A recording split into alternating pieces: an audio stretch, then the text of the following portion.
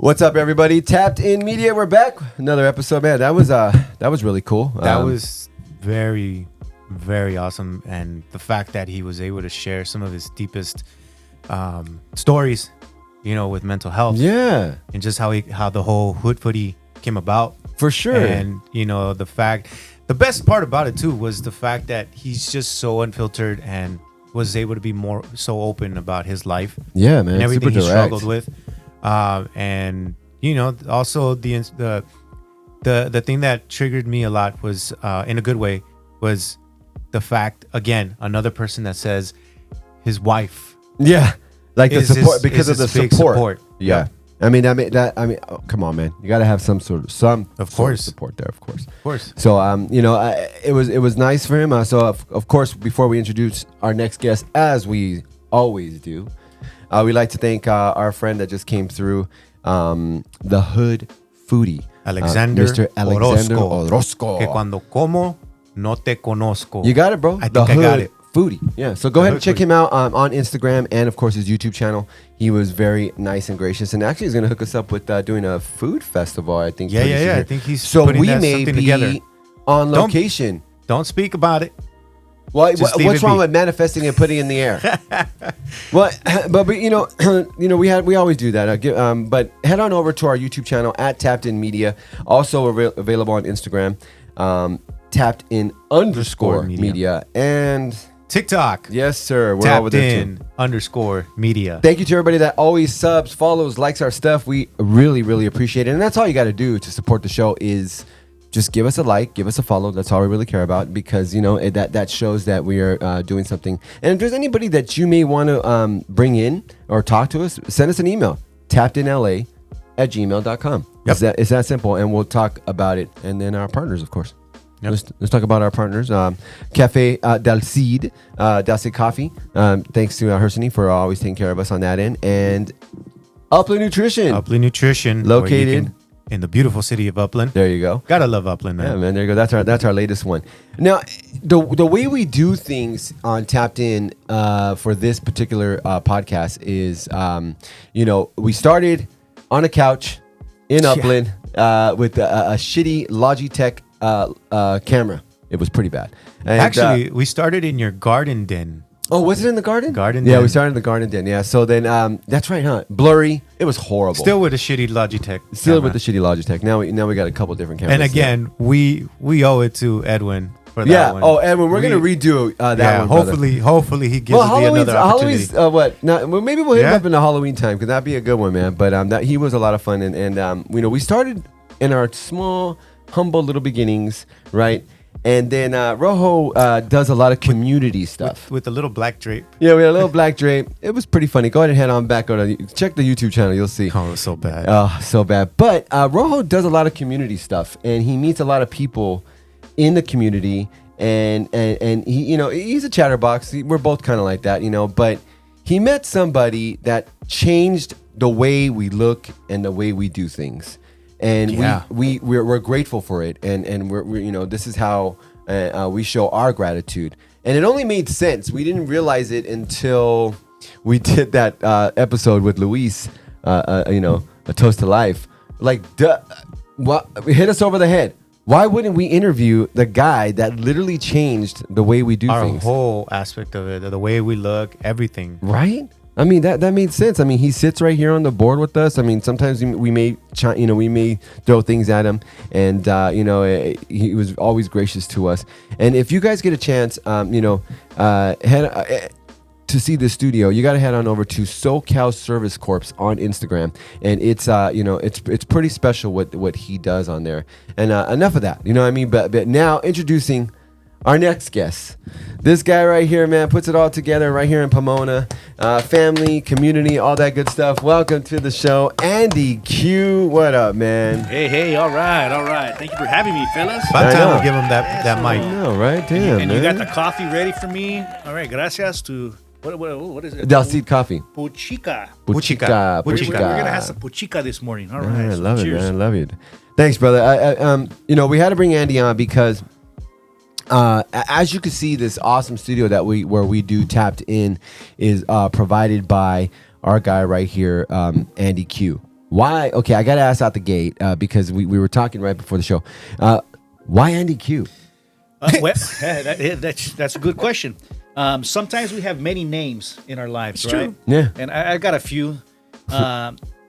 Andy Q in particular. Again, my name is Andrew Right. Quiñones. Yeah. In elementary school, everyone called me Andy, and there was only one more Andy in the school. So there's Andy V and Andy Q. Okay. So since I've been, I think, 7 years old, before I turned 20, most people, as I was growing up, called me Andy Q. Okay, because I'm over here calling him Andrew the whole time, or Drew. Drew. And I'm like, and then when I see the Andy Q, I'm like, oh shit. I mean, And it was easy. I've been coming in for for all these months, and I'm like calling him Andrew or Drew this whole time, and I looked, I'm like Andy Q. I was like, what did I do? Like but I had to ask, man. But that's cool. And Now I know. My last name is Quiñones. So not too many people were able to pronounce Quiñones. Quiñones, yeah. I got cajones. It's a little hard, yeah. I got a number of things growing up. So Yeah. Andy Q was easy. It's easy to remember. Right. But I've been called Andy, Andrew, Drew. Growing up, I was from a neighborhood, so they called me Flaco. And people that couldn't pronounce Flaco, they called me Paco. So All right. I've got a few nicknames. That's awesome. Well, Andy or Drew, I'm sorry, Andrew. Jeez, Whatever you man, the call me. Andy Just thing's don't so call mad. me late for dinner. That's right. Hey, man, we got to ask because, SoCal Service Corps, right? We're lucky enough to be in the studio that you created. And tell us a little more about your program and what you do, because I see that you're interacting a lot with kids. And we love that because, it's all about, teaching the youth and what you do here at SoCal Corps. All right. Well, I'm the executive director of the Southern California Service Corps. I've been the director since 2016. Mm-hmm. And before that, I was a board member for this organization for 10 years. And I changed the name because I came from my previous job of 18 years was the San Gabriel Valley Conservation Corps. So I like the whole idea of core as in body. In life, sometimes some people are the legs, some are the hands, some are the head, some are the heart. Right. So a core is the body, right? Yeah. Mhm. And it works together, right? Yeah. So I like core. I like the whole idea of core. So it was originally called the Inland Valley Voluntary Action Center. And it changed names a few times, but for the most part, my organization has been focused on service and volunteering and community service. And when I became the director here, with my years of experience working with youth, transitional age youth in particular, I wanted to continue that work. So we are here in a studio that I built out because, kind of like you guys and like many of us out there, during the pandemic, we spent a lot of time at home and watching YouTube. No doubt. And so after all the YouTube I watched, I still spent a lot of time at home watching YouTube. No, exactly, man. It really grew on me. Right. So I decided to write a grant, and I thought I could do something like this, it's podcasting and video production. I had no skills, but I wrote a grant. I prayed to God.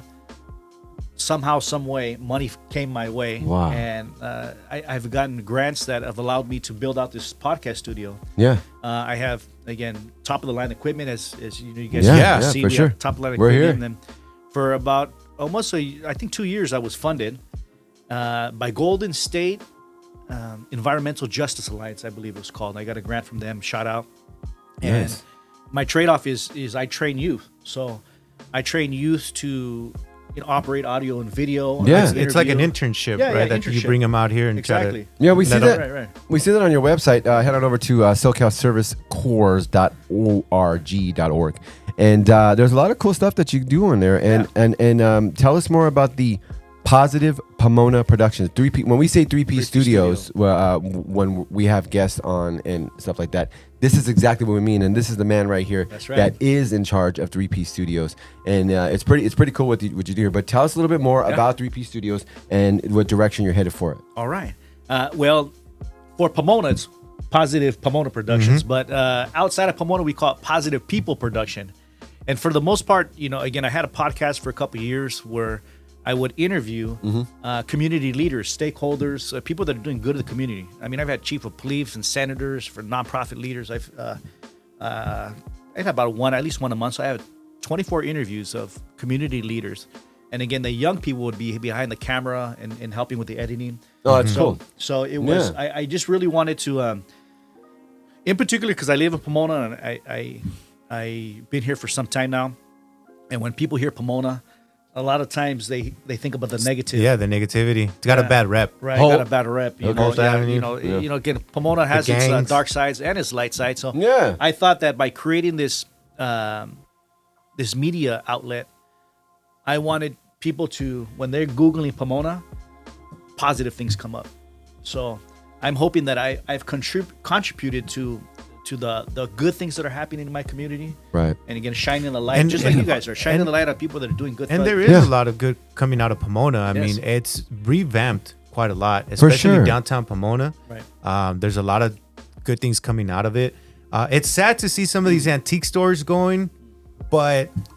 Have you ever seen that on YouTube where a guy does a walkthrough and then how many antique stores that were around before to now? No. Yeah, it's pretty trippy. It's on YouTube. I saw it not too long ago, because I'm constantly doing research for the show. But, I love what you say, like, in the downtown area of Pomona and like how it has. And also the development. And it also, and not to cut you off, but the YMCA, the former YMCA. Oh, it looks awesome. It's brand new.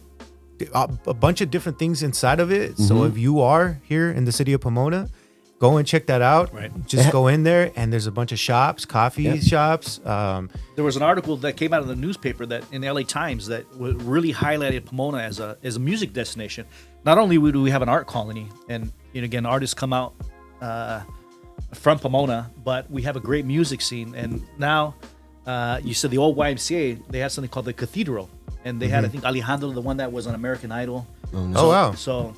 And then we got the Glass House, we got the Fox Theater. So not only that, also the Pomona Art Walk. That's right. This place here has been a breeding ground for a ton of musicians because I've gone to shows here since I was in high school, and the Glass House has been around forever. It blew my mind that the Fox right here, the Fox Theater right down the street from us, is that house right there. That place right there, they do a lot of shows there. But if you ever notice this, it tripped me out that if somebody performs there, chances are they might play Coachella. But I didn't know the correlation between it until I met one of the main guys of Golden Voice and Coachella, and they told me a lot of times they like to test an act and see how they do here and how well it goes, and then eventually you might see them on the Coachella lineup. And you know what? It does kind of, you do kind of see Pomona's the stepping stone. Oh, I mean, it really Coachella. is. Bro, it really is. You had two brothers that graduated Cal Poly Pomona, the university that we have here in Pomona, and they created Golden Voice and they owned the Glass House and now the Stagecoach. And so, the Tollett brothers. The Tollett brothers, that's right. Yeah. That's crazy. Yeah. Man, Pomona gets they do get a bum rap, but I love that you do this professional, like audio and video equipment, and it teaches somebody, because this is a valid skill today, right? Because especially today, because back in 2000 or MySpace days, like we brought that up earlier in another episode, nobody was doing this, dude. Right. No. Could you imagine if you knew a little bit about this, how advanced you would be? But I'm sorry, I take that back. Musicians and artists were the only ones doing this. Right. And they were making music videos and things like that long before, like forever, right? But no one knew that they could take a brand, and build it up like this, and do what you've done here. Do you ever get kids that come back and say, hey, thanks for helping me out. I got a job, or I landed something, or I'm doing something now with my own because of what you've done for me? Right. Yes, I do. I mean, I've only been doing this for a few years, the video broadcasting, but I was a gang intervention worker.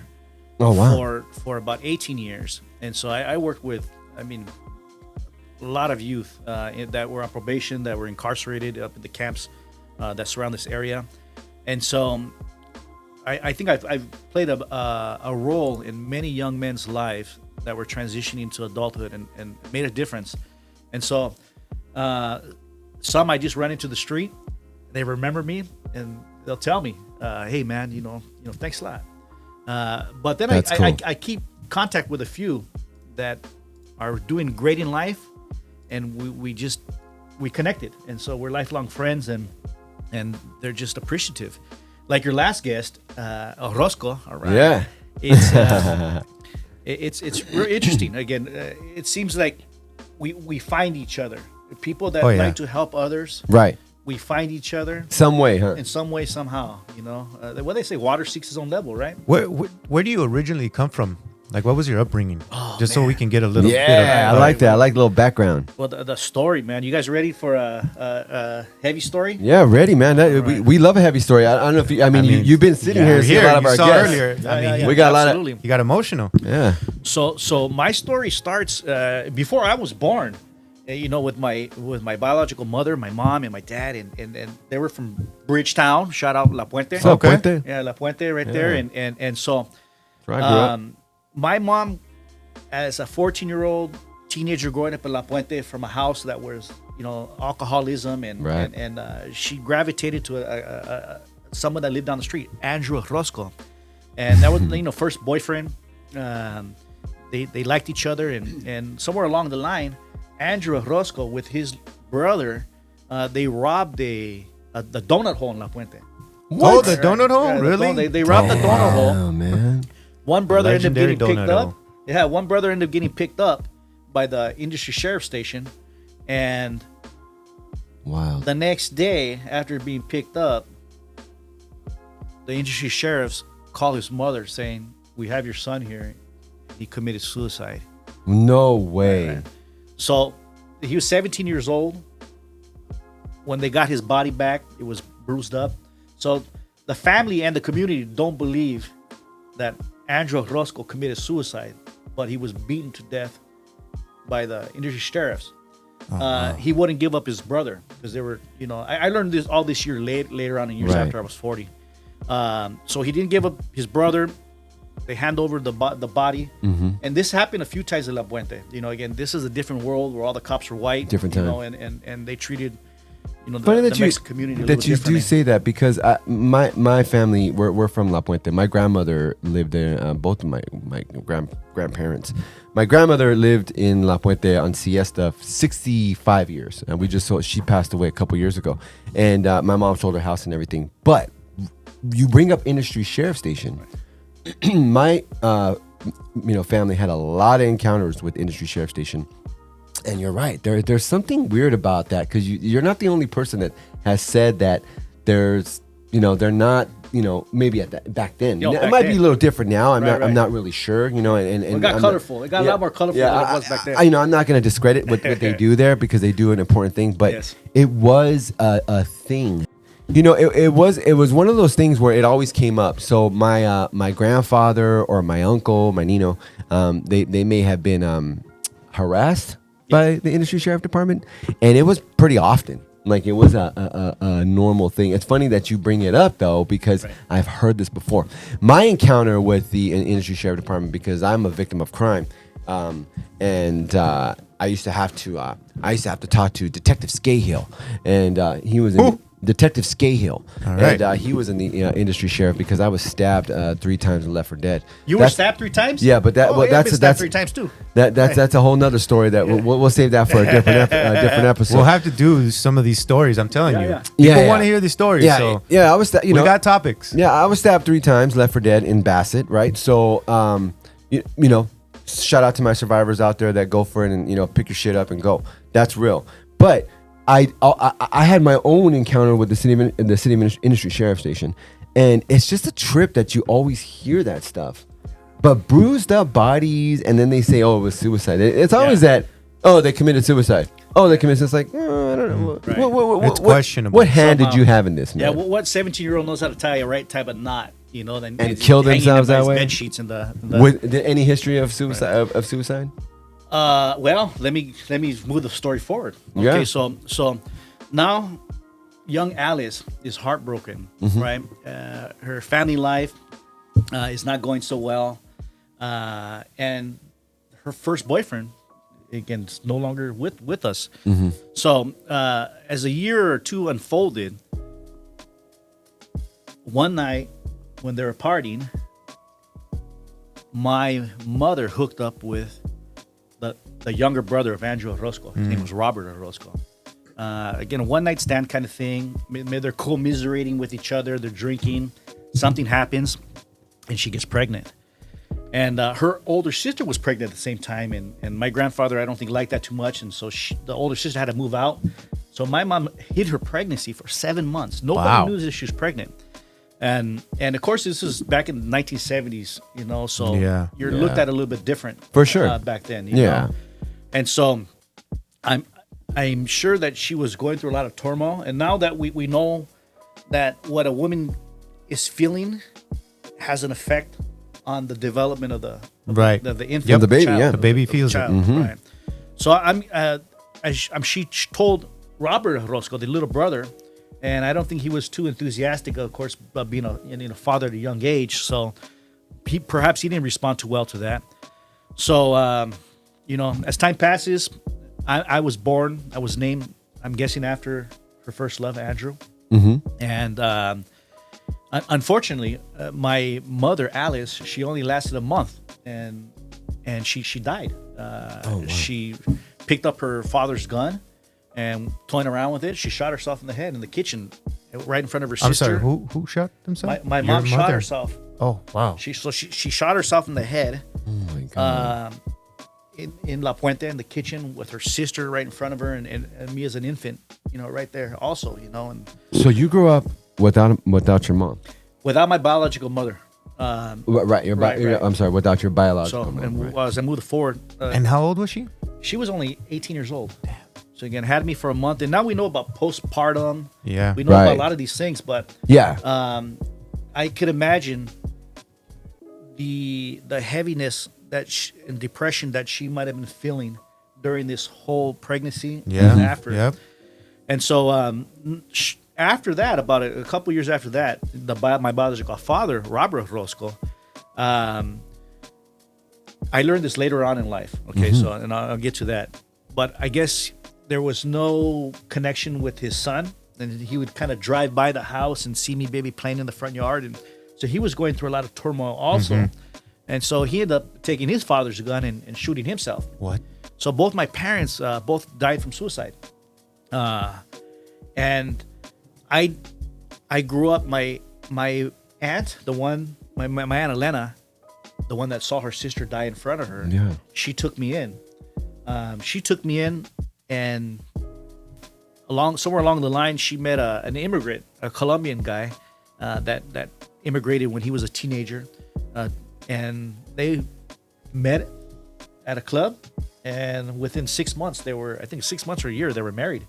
Wow. And so in his story, his father committed suicide, and his mother, mother died of cancer, and my mom's mother died of cancer. So there was some kind of something that brought them together, and they ended up taking me in as their own son. I didn't get my name changed. Their last name is Mafla. My last name has always been Quiñones. So it affected my upbringing in the sense because I always knew that my mom died and my dad died. I never knew why. They're not going to tell a child that. So as I grew, I started to learn more about my what happened. Right. I didn't know most of the story till I was about 18, and I didn't get to know my father's side only through Ancestry.com. Oh wow. That I connected with my father's side. So half of my life was a mystery to me. I didn't have a full understanding of who I was or why I was. Where you come from. I went through a lot of emotional turmoil, I think, growing up. And so it had a big effect on my upbringing. But it didn't stop you from, sorry to interrupt you there.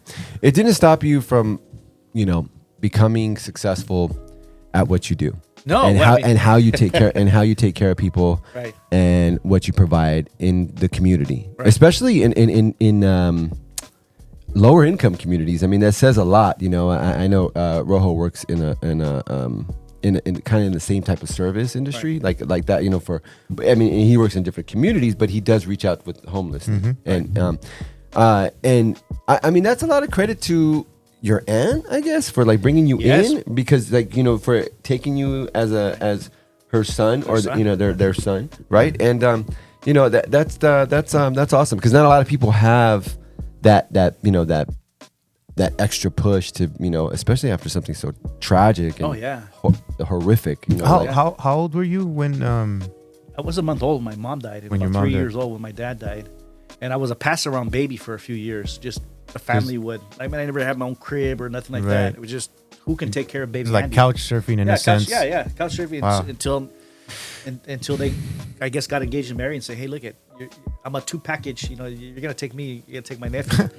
And then I guess I learned later on in years that my dad, his name's Rodrigo, and they were there, my aunt and uncle. He had a vision or a dream that one day he would adopt a kid because of his circumstance, you know. And so it all unfolded. And my life was, for the most part, it was good. There was a lot of tough moments, but I had issues with my father growing up, and I think it probably led me to, as a teenager, I made the choice of getting into banging. So Okay, so you got into the gang life. yeah, I got into the gang life, you know, at 12, 13 years old, because of something that happened with a friend. Somebody got killed, and wow. In La Puente? no, in Diamond Bar, actually. Diamond Bar? Yeah, Diamond Bar. And so for Diamond a little, Bar? yeah, Diamond Bar for in the 90s. Now I grew up, like, I was a teenager in the 90s, so things were hot. I lived in Diamond Bar, but I went to Ganesha High School.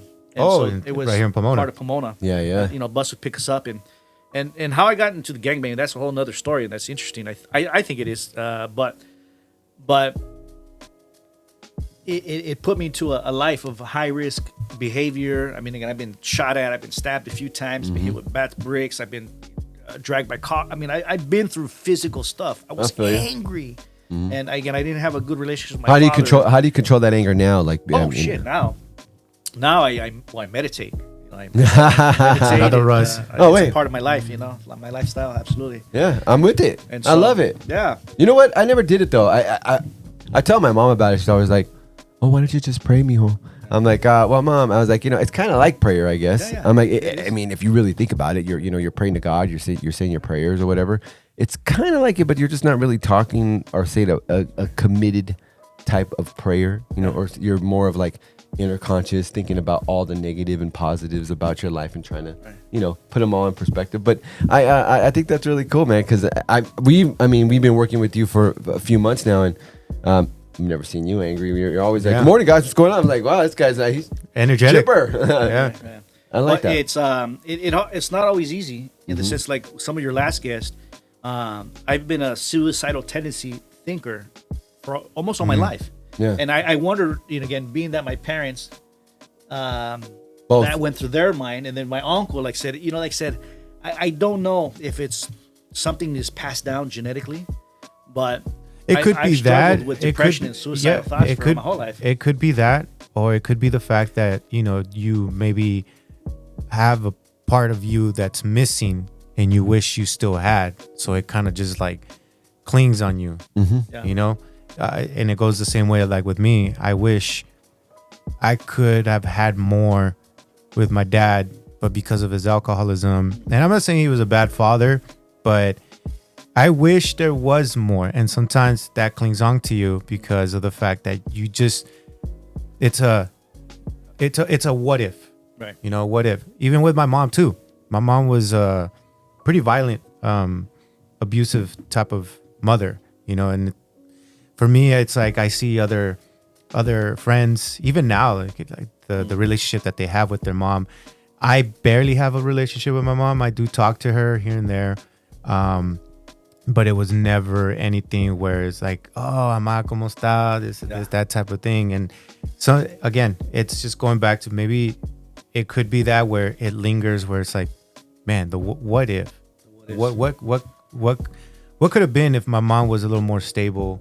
Not get involved in drugs and alcoholism. What could have been if my dad wasn't full-blown alcoholic? You know, so you tend to think about those things. Right. So Now, maybe that's what I'm saying. Maybe it could be that, or it could be just like you said, genetically. Okay, we're gonna put this on pause real quick. Oh, there it goes. I see it. So, you know, whenever I hear "what if," I think about the saying, "What if my aunt had balls? Then she'd be my uncle," right? The what ifs in life. So I guess so. But you know what? I think put it that way. it's Great way of putting it, I guess. I'm gonna shout out to Herbert Romero at Project Schools. This guy, I worked with him for some years. He used to run a program where he would dress as a fully blowing gang member, and he would do like talks at schools and stuff. He would team up with someone else, and he would do. It's called the unmasking. At the end of the whatever he did, he would take off the clothes. He had a suit underneath. And he would say, in the beginning of my life was a mess, but with age, it has become a message. So Wow. M-E-S-S-A-G-E. That's pretty cool. So I like the thought, at least as I think about it, I like the thought that God loves a good story. I think his favorite story is perhaps the prodigal son. And just like us as human beings, when we watch a movie, we're not going to go to watch a movie that someone that had the perfect life. We want to see the movie that they go from a mess to a message. The pains and struggle to a message, Right. So I think if we work this way, I think God works this way as well. So many of us perhaps have a mess in the beginning of our life, but with age, we can make it a message. We can learn and grow from all the things that have affected us in ways. But again, it's breaking that cycle. And I think we're living in an age right now where people just like us, we're able to be a little bit more conscious in breaking that cycle for our children. Especially for our children, yep. No doubt. Yep. We're talking with SoCal Service Corps Director. All right. Right? Director. Andrew, or Andy Q, now that we just found that out. All right. Check it out, SoCalServiceCorps.org. They do a bunch of great things in the community if you want to see. And also on Instagram, at SoCal Service Corps. Go ahead and hit them up on there. And matter of fact, I have more stuff on my YouTube is Andy Q. Cool. At Positive Pomona. I got to probably add more to the... I'm getting also better with social media where I got to do it on all the platforms, but you can see videos for years. I've been making little videos, and I'm an artist. I'm a muralist, and I've been working with youngsters. Yeah, I was looking at that on the website too, and kind of looking over things, and I know that you're doing stuff all over Pomona. I know you put out there as well that you need volunteers sometimes when you do murals. And I saw that on there as well when we were doing it. I train youth, so I try to get young people to it so I could teach them the craft on how to do community-based art. What are some of the projects out here in Pomona that you've done? Oh, well, the biggest one, if you've been to the LA County Fair, on the back of the Miller Sheets building, there's a 100-foot mural called, I think, Postcards from the Past. And so I worked on that. Again, I got youngsters that were on probation, and I worked with another artist named Miriam. And that's the biggest one. But I got across the street from the high school that I went to, Ganesha High School at Kennedy Park. And I have them at a few places, Del Monte, Lake. When you say Kennedy Park, you're talking about the community center? Yeah. You did that whole thing? Well, I did the facing one. Facing one, and that was in, I think, early 2000s with another youngster named Jimmy. Okay. Out here in Pomona, they have all these little murals, right? And then I did see as well that what did you have to do with those? Because all those small canvases that they have all around. Oh yeah, in the downtown Pomona. Well, that's my friend. That's my friend Gio from the Alley Gallery. He's a business person. He's not an artist himself, but he loves working with artists. So he's also an art commissioner for the city of Pomona. I was an art commissioner for about 4 years. So he took it among himself. Wow. To make it happen, because if you don't know Pomona, there's a empty lot that has been empty for more than a decade, and there's just a fence around it. So we wanted to... Used to be the Tiki Lounge. Yeah, that's right. Yesteryears in the Tiki Lounge. That's right. Yeah, and good times. So he Gio from the Alley Gallery, he works with artists from all around the region, gives them a piece of wood, and they create their art. So that way, when you're walking in downtown Pomona, it's like an outdoor gallery. Yeah, so it's really cool. Yeah, it is. And I know that they do the Pomona Art Walk. And do you guys have any? Do you do anything when the Pomona Art Walk comes in? For years, I did. I was here before it became the art colony, I think. So I had an art gallery, a studio here. I lived in downtown Pomona, so I've got over 20 years hanging out here in this area. But I don't necessarily do stuff anymore. Now I waited till I was like late 30s to have a family, so now it's that's cool. Oh, you I started can late. still go out to second Saturdays and all that, but it's with the kids, if and we're totally feeling get it, man. Right.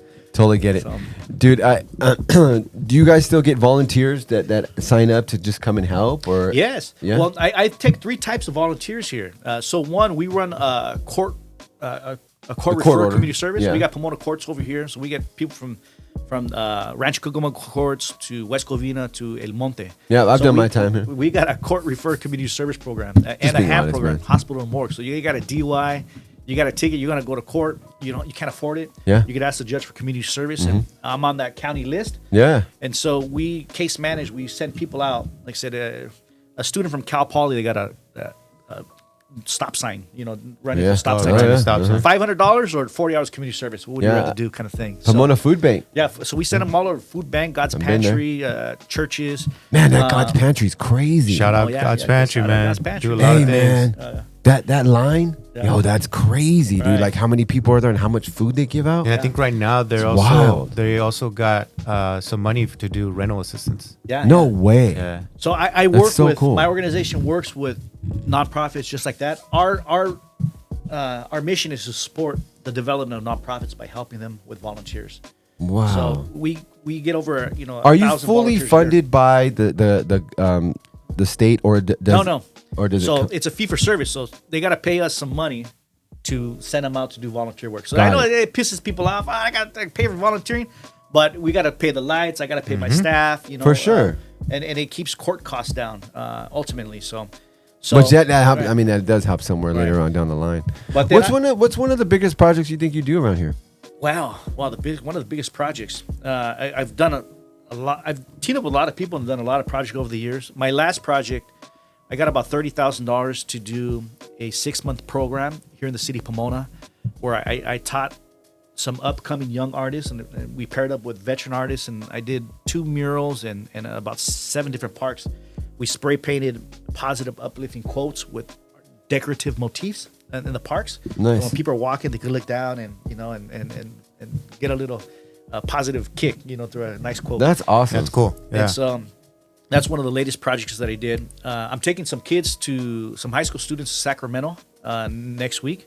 And for years, I've been taking youngsters to DC and Sacramento doing civic engagement, advocating for community needs. And so I train youth in civic engagement, mental mural production, and video audio production. So those are the 3 things I've gained skills in, because that's where my heart, Yeah. But and I could get grants for that.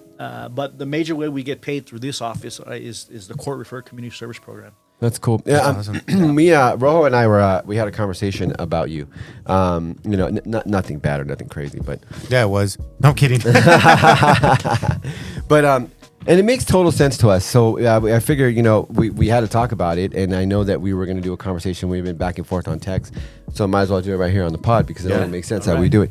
But you brought up that you want to join our team, like Yes. because we're you've seen what we are, like our roots, you know what I mean? Like we're not, we don't have a lot behind us right now. Still, we're still like in that developing phase. Yeah, we're still growing. We're still growing. bringing in people. Right. As you can And- see, we brought people, and I'm sorry about this, No, you're but good. I'm still very thankful at the fact that I was chosen to go to that University of Laverne event, and he was sitting right next to me, and this is how it all came about, being Right. able to have that connection. So- and you were kind of skeptical about it. At first, It's I'm like, always skeptical about everything. Yeah, man. I'm paranoid. But then anyway. we came out, we talked to you, and we were like, all right, cool. All right, this is legit. You know? And so, with that being said, right? So we personally, like Rojo and I have talked about this, we would love to have you help us do this show. Whether we do it here at 3P or whether what we're or talking outside, about. if we get that, the remote remote location one stuff, yeah. When we start doing remote stuff, because we are talking about doing remote stuff already. We might have one lined up in Silver Lake, but we'll talk a little bit more about that later. Nice. That's not confirmed yet. Okay. But we talk about doing a bunch of stuff on the streets because we do like that, and the fact that you're so community driven. It kind of it sparked our interest even more, right. And and we had to bring it up. So I mean, if you want to help us join. And if you got topics and ideas, we definitely want to hear it. And just throw it out. And guests. And guests too, yeah. So, but and you help us run all these cameras and switches and boards. It's crazy in here, but we really do appreciate it. And it only made sense for us to talk to you about everything right now. I know we only have a few minutes left, but I wanted to ask you, what is the ultimate goal for you with SoCal Service Corps and here in the city of Pomona? Wow. You know what? I lived a blessed life. Say God always take care of orphans. And, sometimes I think, how did I get to this point? It was tough in the beginning, but again, for the last 20 years, I have been leading a life of integrity.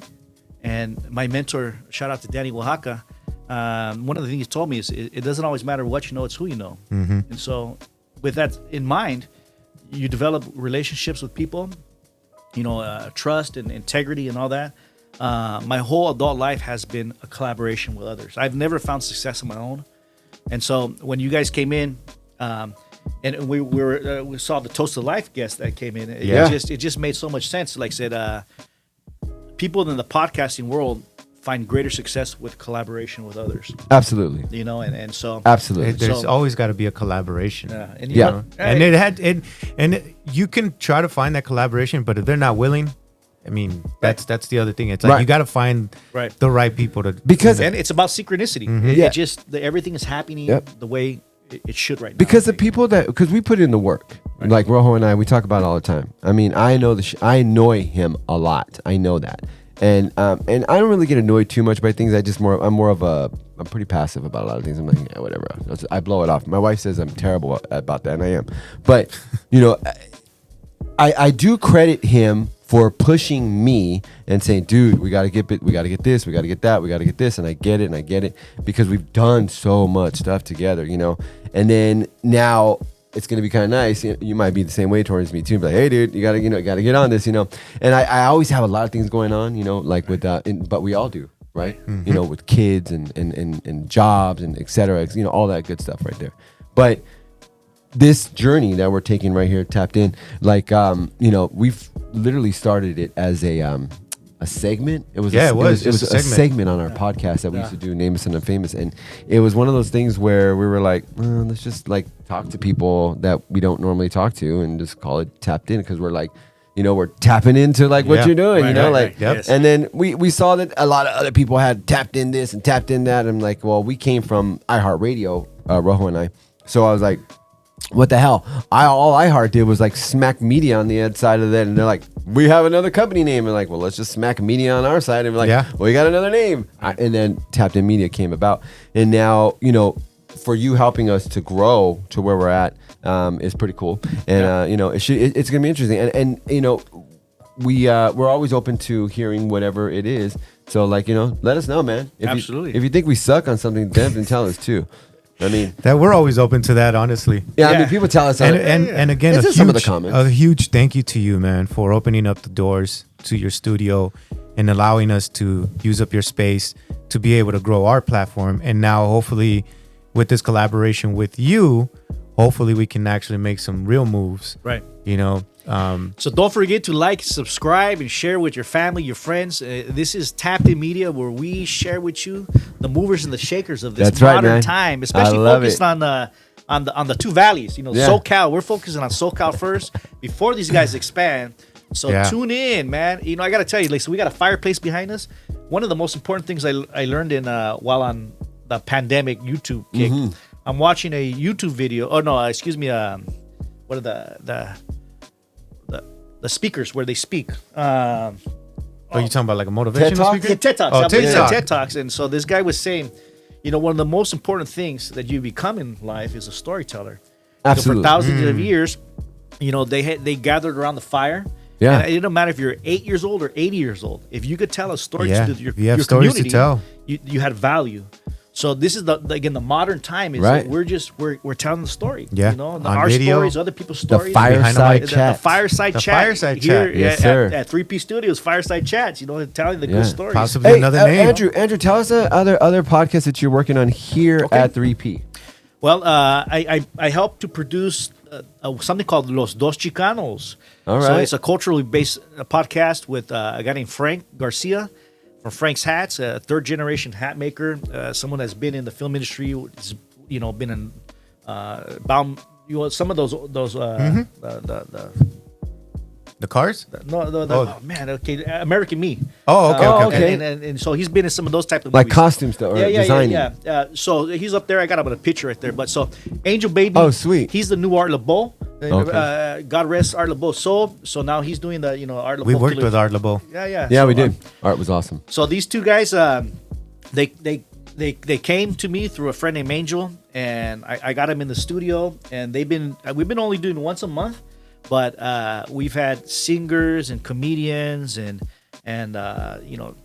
just talented people come in. Well, now that you've Right. joined the Tapped In Media, I mean, you can bring those guests right on over Yes. here, Yeah. brother, and Yeah. have a seat. I have no problem sitting here on the side and letting other people ask questions as well. You know what I mean? So Yeah. So again, there'll be another way we give people to tell their story through another platform.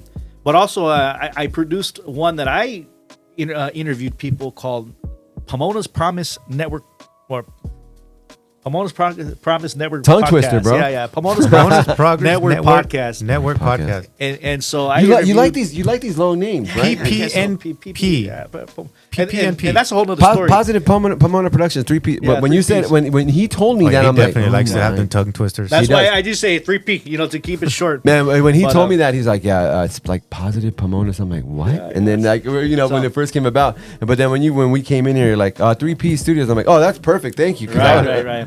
I'll So butcher it. that podcast, I interviewed, movers and shakers. I mean, we've had chief of police and senators and mayor. We've had people that move and shake here that are doing good things in the community. So that was Yeah, we'll talk to the mayor. Yeah. Of Pomona? So I'm gonna bring some value That to would be 3P. interesting. We're gonna get some interesting people in here. Love it. But I rebranded that one. Now it's just gonna be called Spotlight SoCal, Focus Pomona Valley, and I interviewed someone a couple days ago named Amy from Amy's Place. And if you heard of Ronald McDonald's house, Yeah, Yeah. of course. it's kind of like that, where they offer people that are undergoing medical treatment, housing, for their family during Wow. that process. So Okay. I just like you guys. I love to connect with people that are making a positive difference in our community and bring them into the studio so we can share their story. That would Man, be awesome. that's awesome. That's awesome, man. And you got it. All right, bro. So we asked you've been in you've seen a lot of our shows already, Yes. and I mean, we always ask: is there any type of advice that you can give to somebody of what you've done so far, like for the community and how you do what you do? Wow, that's an interesting question. I think that I've found success in life through service. Like some of your other guests, it's just something motivates my heart to help. And one thing I didn't share is that I'm the director now of this organization, but I was a client in 1995. I had 1,000 hours of community service. Oh, damn. And I had a DUI and a few driving under suspended licenses. Okay. And I did 3 months in jail, 3 months on house arrest, and 1,000 hours of community service through this organization. So that, again, after that life of kind of gangbanging and getting in trouble and having the high risk, high need lifestyle, that 1,000 hours of community service connected me with a mentor, and that mentor connected me to nonprofit work. I've been doing nonprofit work my whole life, but I'd say my success is one, just showing up, Nice. because opportunities happen when you show Love up. it. Okay. Two, again, being someone that lives a life of integrity. Nobody wants to work with someone that burns you. You know what I Right. mean? Or For that's sure. a flake, So service, integrity, and showing up. I think those are three things that are easy but hard. If that makes sense. yeah, yeah. people struggle with that Yeah. for sure. Absolutely. I like that, man. So That's pretty solid. That has helped me to be successful. Yeah, And finding I- the right woman too. Ciao. Find the right Shout out woman to that that will wife out support there, you huh? in every single. I've heard it a few In every times on this single show. move. Yeah. You know gotta have what? supportive We do partners. Right. That's funny. 3 in a row. Yeah, I know. People 3 in a like they row. always talk about like how that they have that support. Yeah. That's cool though. I mean, my wife supports me too. Yeah. Something she doesn't So like to does support mine, me on. and I'm very So shout appreciative out of to the Smoking fact Dre. that Thank they you to do. our wives. Yeah, see, we're there Yes, you go. yes. There's And my wife knows you. gracious. Oh yeah. She says I know that guy, man. We went to high school together. Oh damn. Yeah, that's right, huh? Oh, you know wow. high school, Rojo? High school, huh? Oh, He did shoot. the high school That's when he role. had like the little bangs. guess You remember so. like Oh, back the in Raver the bangs or the Raver par- bangs? The rebel, the Woo! rebel. Bangs. I had those too. party That's days, what I bro. call Yeah, party crew. You know what I mean? funny, huh? Thank you Rojo. so much, Yeah, man, bro. for Thanks, man. Thanks, sharing Drew, your for story, coming through. man. And again, for this. Yeah, we Yes. really appreciate it. Real We'd quick, probably still be doing it in my couch. you know it. You know it. Head on over to our YouTube channel, Tapped In Media. That's where we're at, man. You could definitely check out all of our videos. So we have a bunch of shorts on there as well. And we're available on Instagram, tapped_in_media, and TikTok. Yes, sir. Tapped_in_media. And we'll soon tap into doing lives on there. We're working on that very shortly. Luis It's kind of like with Russell. You gotta kind of like continue dragging him and finally get him like, hey, dude, come on. I'm sitting right here, dude. Oh yeah, you are. Jeez, man. Hey guys, till the next time. Thank you so much for tuning in. We really appreciate it. And then since they said it's not corny, I'm gonna use it anyway, and I'm gonna go ahead and probably do it. It's not corny, actually. It's good. I might change it up every time. Positive. That's I might change it up every time. Maybe I'll bring up my own quote. I might have a new outro every time, but here we go. Make every note, word, and moment matter. Okay? Because it may be your last or their last. That's it. Thanks, everyone. All right. Peace.